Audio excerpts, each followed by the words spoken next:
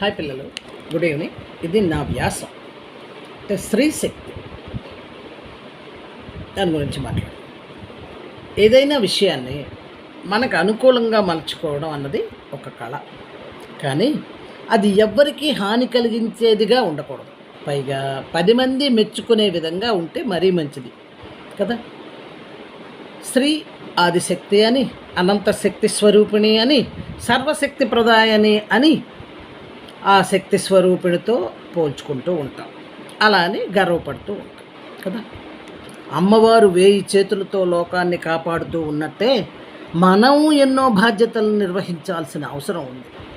ముఖ్యంగా నేటి స్త్రీ ఈ ఆధునిక సమాజంలో ఉద్యోగ నిర్వహణతో పాటు ఇంటిని, కుటుంబాన్ని, వారి ఆరోగ్యాల్ని, వారి అవసరాల్ని, అభిరుచుల్ని కనుక్కుంటూ, అమర్చుకుంటూ, ఇంటిని పరిశుభ్రంగా అందంగా సర్దుకుంటూ, అందరికీ ఆప్యాయతలు పంచుతూ, అనుబంధాల్ని పరిరక్షించుకుంటూ, సమాజంలో, సంఘంలో ఒక స్థానాన్ని ఏర్పరచుకుంటూ, ఆదర్శంగా భర్త జీవితాన్ని, పిల్లల జీవితాల్ని తీర్చిదిద్దే బాధ్యత కలిగి ఉంటుంది కదా.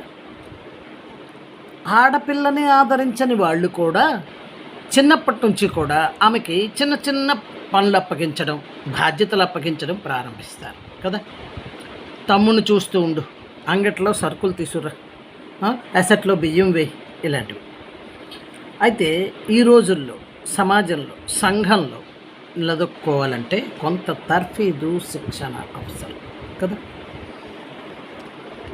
ఈ రోజుల్లో ఆడపిల్లలకి వాళ్ళ కాళ్ళ మీద వాళ్ళు నిలబడే స్తోమత వచ్చాక వివాహాలు చేస్తుండడం వలన, వివాహం కాకముందు తల్లి తండ్రికి, అన్నదమ్ములకు మంచి సలహాలు ఇస్తూ వాళ్ళ బాధ్యతలను కూడా నెత్తిన వేసుకుంటుంది నేటి బాలిక. ఇక వివాహానంతరం భర్తని, అత్తమామల్ని, ఆడపడుచుల్ని, వాళ్ళ అవసరాలని చూసుకునే బాధ్యతతో పాటు భర్తని అనుసరిస్తూ, షట్కర్మలను పాటిస్తూ, సధర్మ పత్ని అను సూక్తిని నిజం చేస్తూ, భర్తని మంచి పౌరునిగా సంఘంలో నిలిపే బాధ్యతతో పాటు ఇంకో పౌరుణ్ణి, అంటే కూతురు కానీ కొడుకు కానీ పౌరుల్ని జాతికి అందించే బాధ్యత కూడా స్త్రీకి ఉంది కదా. స్త్రీ తలుచుకుంటే ఏమైనా చేయగలదు. ఆ ఆదిపరాశక్తికి లోకాల్ని లాలించి పాలించి కాపాడే శక్తితో పాటు నాశనం చేసే శక్తి ఉన్నట్టే జాతిని నాశనం చేసే క్లియోపాత్ర లాంటి వాళ్ళు ఎంతోమంది ఉన్నారు. జాతి కోసం ప్రాణాలు అర్పించే ఝాన్సీ లక్ష్మి లాంటి వాళ్ళు కూడా ఉన్నారు. స్త్రీ చాలా యుక్తురాలు. తన శక్తి యుక్తుల్ని సక్రమమైన పద్ధతిలో వినియోగిస్తే ఒక ప్రయోజనకరమైన, విజయవంతమైన జీవితాన్ని గడపగలదు. 10 మందిని నిలపగలదు.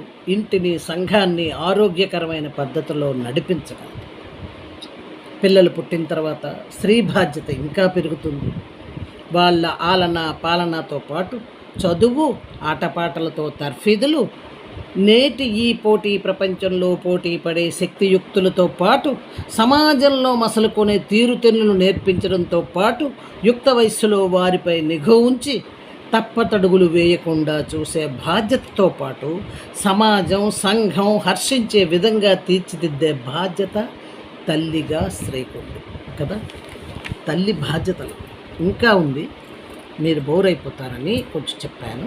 తర్వాత మళ్ళీ వస్తుంది ఇంకో episode. This is first episode. Okay.